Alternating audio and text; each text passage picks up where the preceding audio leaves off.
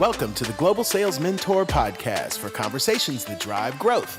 When you are ready to grow your international sales, join the conversation with your host, Zach Selch. Welcome back to Conversations That Grow Global Sales. And I have with me my friend Dwight Winkler. And Dwight is involved in a very important part of global sales, which is helping guarantee the financing. And we don't often think about this, especially when we're used to domestic sales, because typically this isn't part of what we do. Okay, so Dwight, welcome. Thank you very much for joining us. And maybe introduce yourself and tell us a little bit about yourself. Okay, glad to be here, Zach, and thank you for inviting me to your program. As Zach said, I work in the area of what I would call international trade finance. I'm a career international businessman. I have a graduate degree from the Thunderbird School of Global Management, which I think has been ranked number one globally for a long, long time. And so I've dedicated my career to that area of business from the beginning. What put me into the area of international trade finance was, I suppose, at the very, very beginnings of my career when I was part of Foreign Credit Insurance Association, which was the insurance arm of the U.S. Export-Import Bank. And that got me very close to the people, the companies, the businesses, big and small, that were doing trade abroad. And we were underwriting the political and commercial risk that one always has to take into consideration when you are dealing and working abroad. So that started the whole, shall we say, career chain, which has, led me to, I would say, 32 years of living abroad at different times and conducting many of those years this topic called international trade finance. So just so we're clear, I know I use, and very often when you're not a huge company, you don't think about trade finance, right? I've used it myself a few times, really not that many times, but maybe 25 times over the course of 32 years that I've been doing this myself. But maybe, Dwight, you could walk us through a very basic scenario so people get a feel for what it would be like to use trade finance or the EXIM Bank. Okay, you have a supplier here in the U.S., manufacturing goods, equipment, and maybe services with it. Could be even a commodity.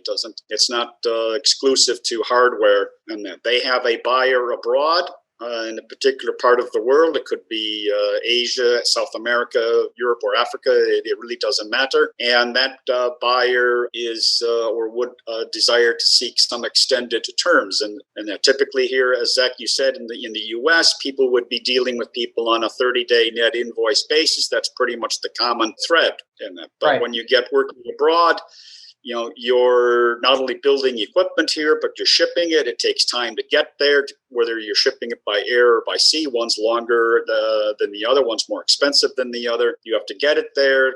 The customer needs to receive it, so that takes time. And so the expectation that overseas buyer can pay you in 30 days is not always going to prevail. Nor is he going to want to pay in advance for those goods and services, although there are exporters that would and have in an earlier era probably tried to secure more advanced payment type arrangements. But that doesn't enhance sales. It can make it difficult to sell. And very often there are customers, very often governments don't like to pay in advance. And what governments typically will pay you, there are very few governments that can afford not to pay you, but they'll pay you late, or they'll ask for 180 days, which, if you're a medium or small manufacturer, you might not be able to afford to front the government $1 million worth of manufactured goods for 180 days, right? Well, that's correct. And that's where, if you're not a deep-pocketed company, and not all companies are that, the vast majority are not, and that you're going to need to rely on other types of products that are available in the market, both government-supported and non-government supported, that can help you in that process. Right. So just sort of for clarity's sake for our listeners who might not be familiar with this, let's say I'm a manufacturer and I do, 20 million in sales internationally. And until now, I've been working with people I trust or know, or I've been working with LCs, or I've been working with cash in advance. And suddenly somebody wants to buy $2 million from me. It's a government, and they say, that they want to pay me in 180 days, and they don't want to give me an LC. And my company says, well, we can't do that, right? And so I come to you. What do you do for me? Well, let's go to the crux, shall we say, the root of the issue in that you have, if you've been dealing on cash in advance or letters of credit, especially letters of credit for your buyer, that there is a cost to him for that. Right. Very often that buyer has to put up equal, if not greater than 100% compensating balances with his bank. So he is tying up not just credit lines, but could even be tying up monies that are in his account to collateralize that. I know people who have mortgaged their house out for LCs for a big deal. And then you've got all the consequent fees with that go with it, and it's very back office driven. What do I mean by that? It's very labor intensive in that in terms of handling documents. Yes, we are going into a digitized world, but this is probably one that is not as going to be as digitized as one might expect, because there is paperwork that has to go from party A to party B and through the bank. So that you've got banks in the opening country part, you've got banks on the U.S. side in it, and everyone is in it for his amount of fees and that to handle that. So it is not a enhancement to increase sales in that, because you can't go on to the next sale until you clear out the first sale, especially if you're talking to a repeat buyer. And so that for him it's costly. So there are other ways you can deal with that. Right. So let's sort of pin it back down, Dwight. I'm sorry. So talk to me about what you offer me. I come in and I say, here's the deal. I can't get an LC out of this customer, but my company isn't going to let me ship without payment. What do you do for me? Okay. So as being part of an organization that can provide financing in these cases, we would come in and we would look at, okay, who is the buyer? And we would go and do a due diligence on that buyer's creditworthiness through financial statements, through other credit sources. And then we would determine, okay, we can approve and provide this buyer a certain amount of credit up to, let's just say, 180 days. Right. Okay. Behind that, we can back that up behind the scenes with some trade credit insurance, where let's say 90% of the commercial risk is covered through the insurance. There's a 10% residual that the exporter might have to retain in the event of a default. When it comes to political risk, typically these are 95 or more percent covered in the event of some political reason that payment can't be made. So that underwrites the deal in that. So with that backing then, and with the credit being established for your buyer, a finance organization like the one I'm associated with could then basically effectively pay the shipper out at the point of shipment. Right. And he has his money and go on to the next sale. The borrower has, or the importer has anywhere from 30, 60, 90, 180 days to pay, depending upon what the agreed terms of payment are. Right. And so that can help free up his credit lines as well. Right. So effectively what happens is I come to you, and you can do one of two things. Either you can pay me and sort of take over the debt and get paid by my customer, or you can guarantee so that it takes away all the stress. I don't have to worry. I know that at the end of the day, I'm going to get 90% of that money one way or another because you're taking the risk, right? And now I'm going to pay you for that. But essentially, as an exporter, when you're faced with a situation where you can't sell according to the financial standards you're used to, you like to get cash in advance, you like to get an LC, but you're going to have to walk away from this deal this time if you insist on your normal credit procedures. This is your solution to make sure you can still get that deal, right, Dwight? Would that basically sum it up? Well, that's correct. And it opens up your ability, look at not only increased sales to that particular importer, but the whole concept gives you a tool to look at, okay, there are other importers out there where we have similar situation, and we can go to work and start re-looking at this whole approach to our commercial terms and conditions. Right. And what I've found is this is in a lot of companies, they're very hesitant in the beginning to take anything they perceive as a risk with customers or distributors. But very often, there's simply no way to expand your business without taking a few risks. But working with one of these trade finance companies really takes the risk off my plate and puts it on somebody else's plate, because I know in the end of the day, I'm going to get paid, right? And that's the big thing. And the trade finance organization has then banks that are part of its portfolio that they can then sell down that risk. Right. And then see how all of this works. And they also have a better ability than I do for checking the credit rating of these people, right? So if I were to go and check the credit rating of a distributor in Saudi Arabia, I have a limited amount of tools. But these finance companies have better tools to do that. So they can be a lot more exact when they check the credit rating of somebody I want to do business with, right, Dwight? Exactly. I mean, they have the ability because of their experience and knowledge in the arena, and they don't carry some of perhaps some of the fears that an exporter, especially who was new to entering into this field of international trade, might have. I mean, as you grow and mature in the field of international trade, okay, yes, some of those fears go away. But it's those first few attempts in that can be very concerning for an exporter who's never been engaged in that way. Exactly. And especially, for companies, if you have a company, a lot of these companies that are American manufacturing companies, they've been working with the same customers for 50 or 100 years. They're very, very comfortable with the way they do things. And now suddenly you're saying, okay, you got to trust this guy halfway around the world who speaks a different language. Very often, the American company gets very stressed out over this. And this is a tool to really make everybody feel comfortable, because if you want to work this way, you're essentially getting paid by an American bank that is backed up or at least secured by the federal government, right? So this. Well, if it's not the federal government. For example, like the U.S. Ex-Im Bank, and there are other private insurers that are out there that are part of this mix of tools that are available for people. So it's not just government-backed, but it's also private sector in that it depends how you structure the deal. It also allows, especially if you have an exporter who has long-standing clients, right.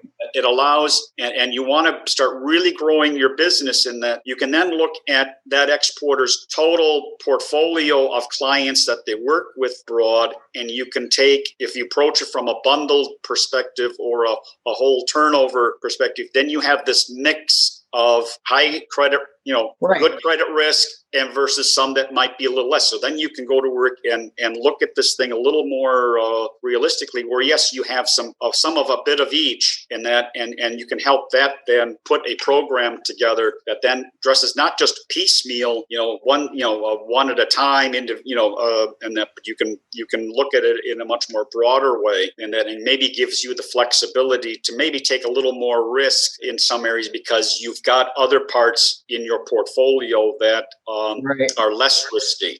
So you've got that ability to do it. If you're a major infrastructure guy, and where you're talking, some kind of heavy equipment or some kind of a piece of manufacturing gear that you're shipping to somebody to use in his factory, you could even go to the extent of then taking it one step further and say, okay, we can finance that through the period of time that it's being manufactured and delivered and get it on the ground. Then we can move it into a 3 to 5 year financing. And then that's where you get into your government, like U.S. Export-Import Bank participation to step in and say, okay, we will now take it on and put it into a 3 to 5 year amortization, and that backed by the U.S. Export-Import Bank. And just to clarify this, so the federal government has an interest in helping you export if you're an exporter. And if you come, and again, let's use this you're $100 million manufacturer, and what you now want to do is make $2 or $3 million million worth of stuff to send to a new client in Colombia.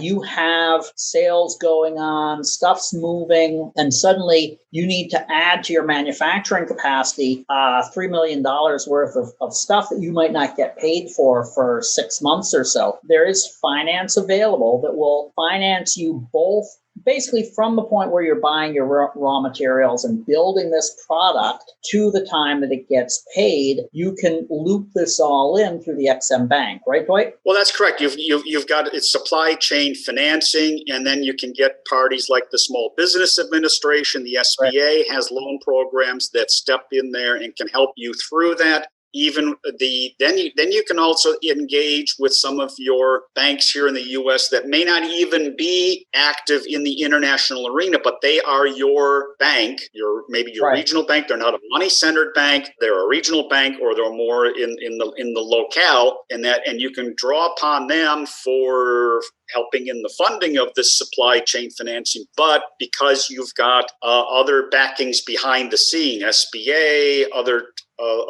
support mechanisms, and that enhances or at least gives that bank the comfort that, okay, we're into a solid deal, and then you can start funding those requirements and that through the entire process. Right, exactly. So these are some great tools for your small to mid-sized exporters. And the reason I say that is because I'm guessing if you are a large company, you already know this and you're doing it. You probably have somebody maybe even on staff who does nothing but trade finance, because that's what Zach, I can speak to that because I spent 25 years with Fortune 500 companies actually doing that in-house because they could afford to do that. Right, and that's exactly it. So, the big boys know how to do this, right? They hire somebody like Dwight, and Dwight does it. If you are a smaller company, if you're not a Fortune 500 or a Fortune 1000 company, this is a tool that you might not know is available, but it is. And it's a very helpful tool. There's no reason for you to walk away from a sale because of the finance part, unless the distributor is really very shady, right? You should be able to find a way to work with it. And even with distributors, you can take, a lot of exporters say, well, my first line of risk management is it's all on my distributor. Well, yeah, but exactly. But your distributor can years ago, about 20 years ago, I worked with a company and we had a distributor in Brazil who for about 2 years bought from us, $50K, $100K, and then he put in one order for, I want to say about $1.5 million. And he, and by that time we were giving him 30 or 60 days credit just on his good looks, right? So we ship him all this stuff, and the owner essentially declares bankruptcy, moves the goods to another warehouse, opens up another company, and now he owns our product in Brazil, right? So go find a lawyer who can make that work, right? Theoretically, we probably had a case. There was no way we were going to get our money out of that, right? And so he just basically stole from us $1.5 million worth of goods, right? And this does happen. It's rare, but it happens. And I've had distributors over the years. I was with a company a while back and we terminated a distributor for poor performance. And right before we gave him 6 months notice, we were really good to him.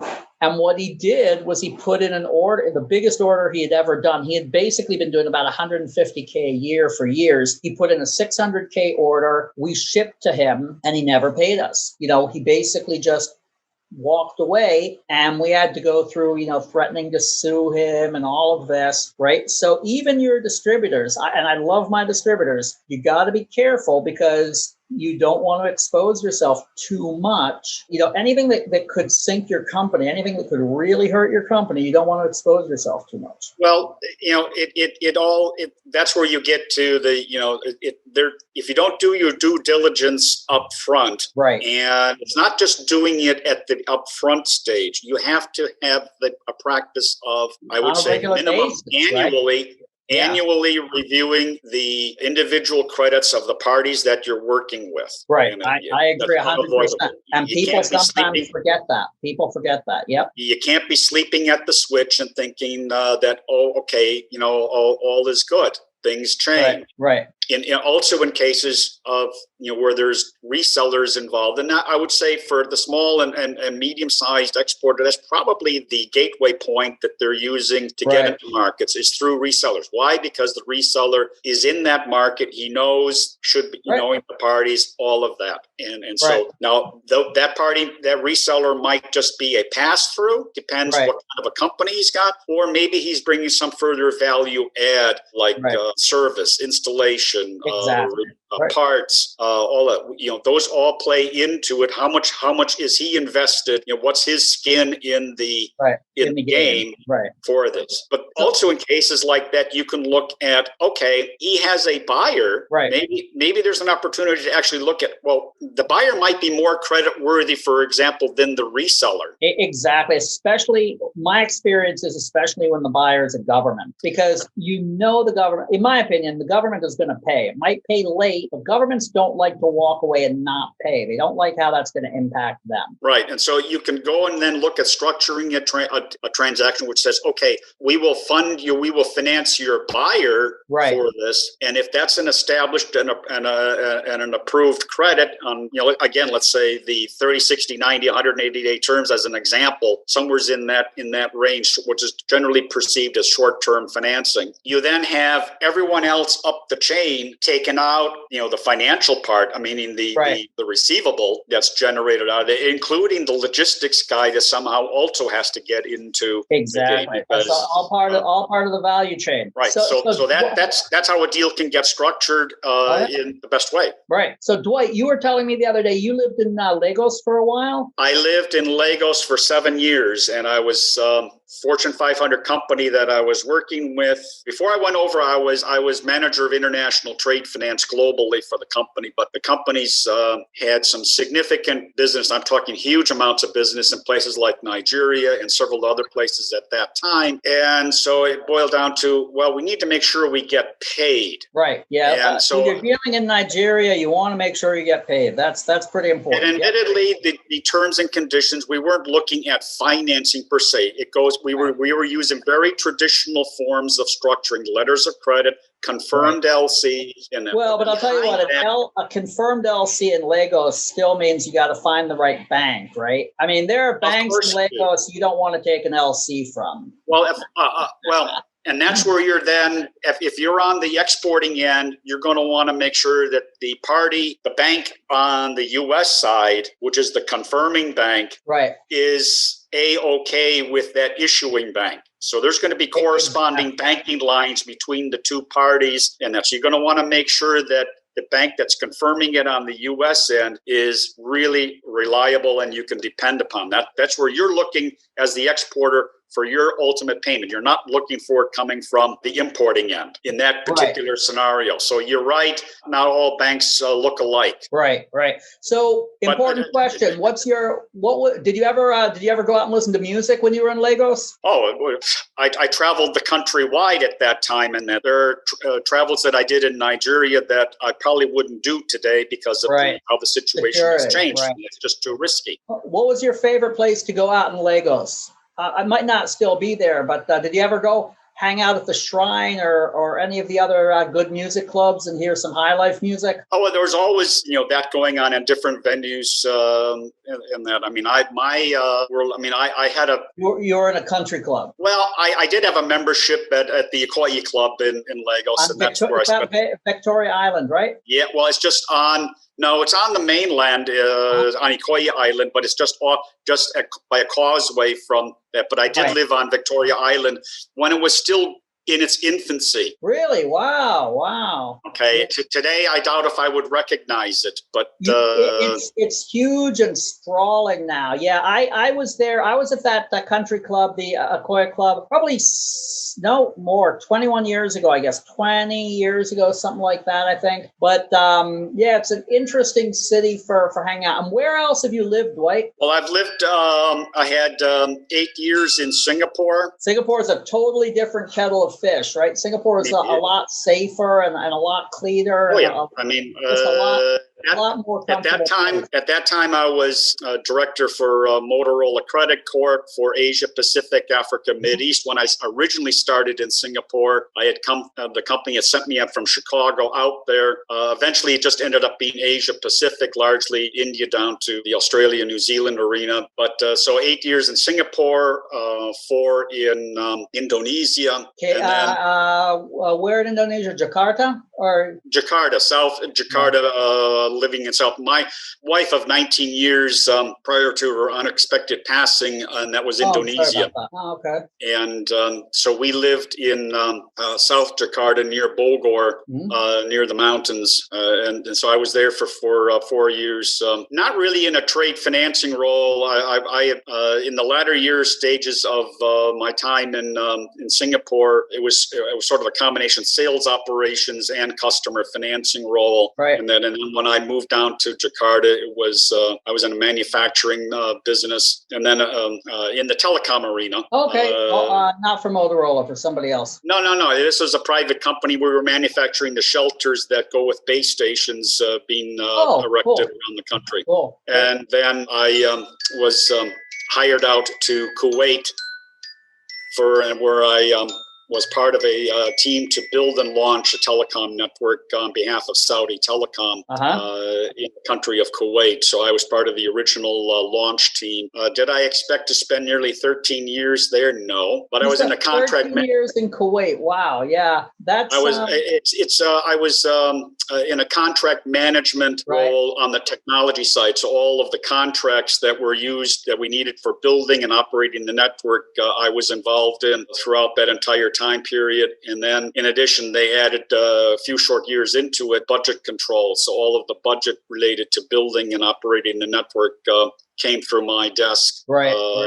And purchase requisitions were issued through my desk to vendors around the world. So I was with them up through August timeframe last year. And that Before I changed in the past 13 years. Yeah, it's before I among other reasons, determined that it was time to, although the timing wasn't perfect or great by any means, but nevertheless to come back to the motherland and start reestablishing roots again. And so I'm now back in my core career in business, which is in the area of international trade finance. But when talking to exporters of whatever they're doing, in the same conversation, they have to deal with contracts.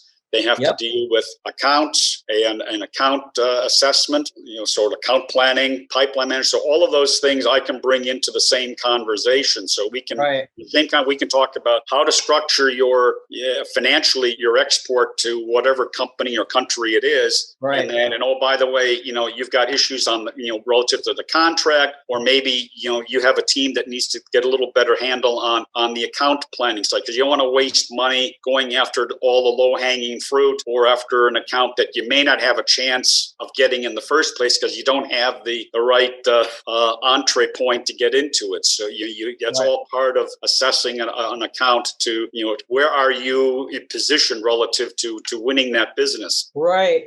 Exactly. And what people sometimes don't get is, in America, if you're dealing just domestically, not just in America, but if you are dealing domestically and you're selling something, it's pretty simple, right? You hand over goods, you get your money. That's basically it. Once you start dealing internationally, there are all these complications. How do you get your money? How do you ship the goods? Where does the ownership change from the manufacturer to the buyer, right? Because that has insurance implications. It has shipping implications. And when you start dealing with this, it seems a little silly because you get down to the whole, well, does it belong to the manufacturer before it gets on the truck? Where does it change ownership, right? All those little things. And they're all important in terms of the sale. And when you're new to this, even when you've only done this a few times, this is the type of thing that takes you from being profitable to being not profitable. You screw up one of these things and suddenly you're not insured for a 500K shipment and you lose it. Boom, you've lost 2 years worth of profitability for a small company, right? One of your key decision decisions, small company, medium-sized company, one of your key decisions on an export sale is going to be, who is the forwarder that I'm going to contract with? Because and I'll tell you what I see all the time is people say, well, I've always dealt with UPS, so I'm going to work with UPS. And you go, you know what? Yeah, you're shaking your head. People just listening can't see what Dwight's doing. Dwight's shaking his head. And that's the same thing I say to people. I say, you want a relationship with your forwarder. You want somebody serious, because that's the guy who's going to get your product out of customs. That's the guy who's going to make sure you're paying exactly what you need to pay, make sure your product is insured the way it's supposed to be, all those things. And very often for a small to medium-sized company, you don't have the ability to write your documentation or even check your LC in-house. Well, and that's where, if you are going to continue to use an LC as a medium for underlying the transaction, that paperwork has to be impeccable. Exactly. I'm not talking ink smudges. I'm talking, all of the details in it. And that's where that forwarder plays an important role. Your bank might play a very important role, because when the papers end up for negotiation at his counters in New York, Chicago, wherever he happens to be, that's what they are going to scrutinize. And if anything is slightly adrift, and that will impact your ability to get paid. And then you get into this merry-go-round of, well, they got to contact the issuing bank, who has to contact the applicant, and you get into this. Actually, I got to ask you, so over the past 20 years, I've seen a tendency, not to dump on any particular company, but for instance, there is a big bank out there that everybody deals with, and they've bought up 100 little banks. So what it used to be was, if you were a manufacturer, you had a bank you dealt with, which might have 12 branches, and you dealt with the international trade guy at that bank, and you had a relationship with him. Now maybe your bank has been bought up by one of the big banks, and now you're dealing with a bank that's headquartered across the world. You're dealing with them on the phone. You don't have a guy at that bank, right? You don't have a person at that bank. So you're calling a number, and whoever happens to pick up the phone is your guy that day. You have no relationship with him. He has no idea who you are, and you have to trust him to go over this paperwork. Are you seeing this too, Dwight? And what do you do about that? Well, you've got some, the big money. Yes, you're right. They have absorbed many of the smaller banks. You have regional banks. We have them right here in this Southwest, because I'm out here in Phoenix. We have some, I obviously won't mention names, that don't have this capability, the international trade part of it, because it requires people to do that. And if with experience, and that, you're going to have to rely then on other parties that can bring that, such as the organization that I'm with. But my point is, you're right. They've, some of the big money center banks and that have also gotten out of the whole thing of international trade finance. They've just closed the whole, because it is labor intensive. Yeah. So there's a lot that has to go into some of that decision making. It can get done, but it's part of getting it set up right. You know what, Dwight? I tell people that all the time. It's about setting it up right, finding the right forwarder, getting the right people you're working with, because when that $1 million deal comes in, you don't want to have to start scrambling to find a forwarder then, or a bank then, or anything like that. You want to have that stuff in place beforehand. And I always laugh and I say, here's what happens when you talk to a manufacturer. They say, we know how to, don't worry about the shipping part. We know how to do this. We've been shipping for 30 years. And you said, you've been shipping to Cleveland for 30 years. Have you ever shipped to Kuwait? And they're like, well, it's going to be the same thing. We're going to be fine. And it so is not the same thing. And they all screw it up. Every company I've ever been with has screwed up a couple of $1 million worth of shipments that have cost money in sales, because I always say it's always because they're overconfident. They believe that they have so much experience shipping domestically that they're going to be able to figure out international shipping. It's a complete 100% different ball game. Right. And you need to find a forwarder that is in that game seriously, or don't. Is going to be. You might be working with a forwarder or a company you're used to move your stuff across the United States, and they might be the greatest thing since sliced bread. But they may not know one iota about, I have to move this to, a Kuwait or even a European market. Let's just, keep it, or even across the border. You need to then source out people that are actually in this day in and day out. And you want to have a relationship with them. You want them to know who you are so that they help you out, right? It can't be that the first time you talk to them, you need them to do something tomorrow, right? No, you need them, especially if something should go adrift. And, things do. I mean, it's inevitable. And it's just, that goes back to how did you set up the deal? What was the due diligence you put into it? Right. And so, this isn't easy. It's not a slam dunk, but it's a very rewarding part of business in that, because you can grow if you've been shipping and only out supplying into the United States, and you'd be surprised in that how you could go to work and grow your revenue just by broadening beyond the borders. That's exactly right. Well, it's a crawl before you walk before you run. So maybe in those initial years, you need other third parties, right? A group like I'm with that can go to work and work with you through that. Now, obviously, we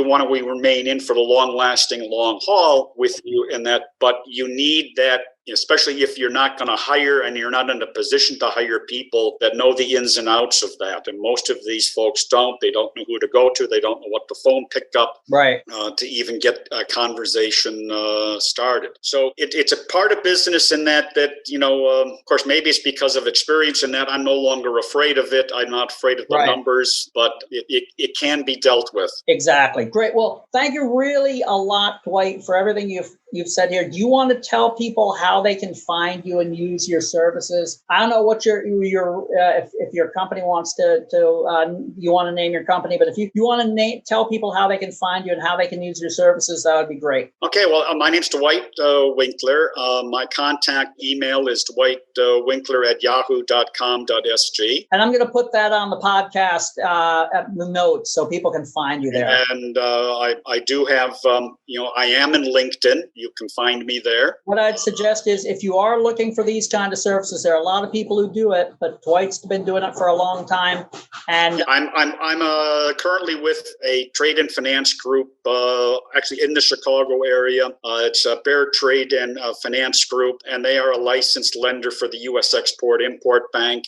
So we have quite a bit of credibility there. So, look at these type of things where we're a multifaceted business in this exactly. arena. So if you're looking for this type of service, reach out to Dwight. Dwight can help you. Thank you very much for being on the show, Dwight. We really appreciate your time here, and we really appreciate all the interesting stories and explaining what it is, because this isn't maybe the first thing you do when you start thinking about international sales, but you really have to be able to line this up to be able to succeed, especially when you start going past that first deal or two. Thanks a lot for listening. Remember, join us we are releasing a podcast every week. Join us, Conversations That Grow Global Sales, the Global Sales Mentor. Thank you very much. Thank you, Zach, and it was my pleasure, and really appreciate the opportunity.